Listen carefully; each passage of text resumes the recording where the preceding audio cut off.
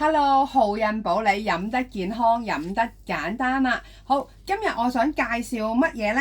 我今日介紹嘅係九咳克星、好孕、利氣、黑金方。通常一般我叫黑金方嘅。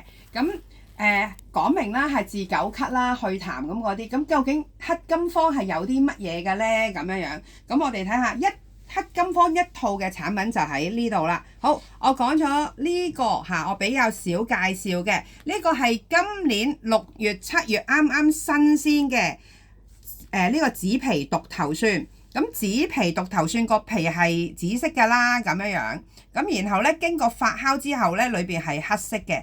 咁所以咧你要食嗰陣時咧，呢面頭嗰個衣咧係要攞走佢嘅。咁好啦，咁呢個紫皮獨頭蒜嘅話咧，佢係營養豐富嘅，同埋咧佢可以增強免疫力、消化系統同埋通心血管嘅。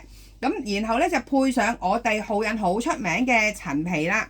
呢個陳皮係咩年份呢？係2020年大紅皮咁以了解我哋好孕都知啦，大紅皮咧係可以每日食用係冇問題嘅，唔同青皮咁記得都係兩樣嘢，冇防腐劑，冇添加劑嘅。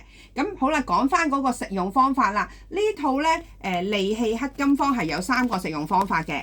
一就係保溫壺啦600 ml 保溫壺。你要藥用止咳食嘅話咧，用保溫壺焗咧係2個鐘2個鐘。咁當然可以翻焗嘅一樣去到尾記得呢2個都食晒佢就係最好同埋咧，我哋嗰個呢個紫皮獨頭蒜咧發酵咗之後咧，嗰個蒜頭味咧唔會太重嘅，因為有啲人唔食蒜頭噶嘛，我都知。咁但係佢發酵過之後會唔一樣嘅。好啦，咁第2個食法咧就係保溫壺啦。咁如果用保溫壺嘅話煮嘅話咧就係15分鐘啦。咁如果我當你600 ml 水啦或者係第一次嘅1000水，第2次就800水，第3次600水，總之你個水就減個時間長少少。第3個咧就我哋香港人一般都好常有噶啦，就係煲湯。煲湯嘅話咧，你可以用雞啦或者瘦肉啦，咁掉埋落去煲湯。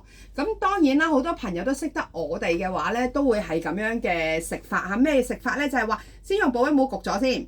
焗咗水啦，跟住然後再拎埋呢個去煲湯咁呢個食法都係可以嘅。咁好啦，見到隔離個禮盒係咪想問係乜嘢呢？咁啊睇下一條片啦。今日講到係咁多，好 OK，拜拜。